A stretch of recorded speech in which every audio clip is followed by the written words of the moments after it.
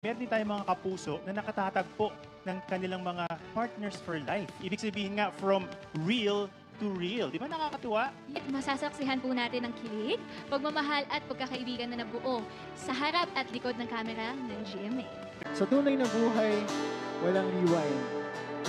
Kaya sa pagmamahal, huwag mo nang hintayin ang susunod na habang buhay.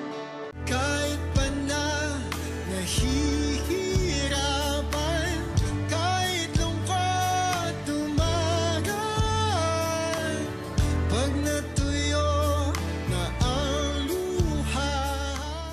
Simula ng taon na to, I would say na we've grown closer talaga as compared to before. I think the care that we have for each other is really genuine.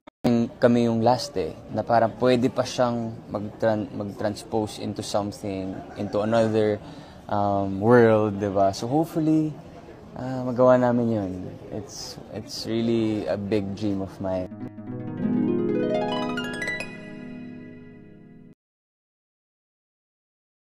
Nothing is set in stone, but we are both hopeful that we get to work together again. Siguro yung level of care, I would say, iba. Kasi yung sa kanya mas parang, I feel like the way he cares for me and the way I care for him is more delicate.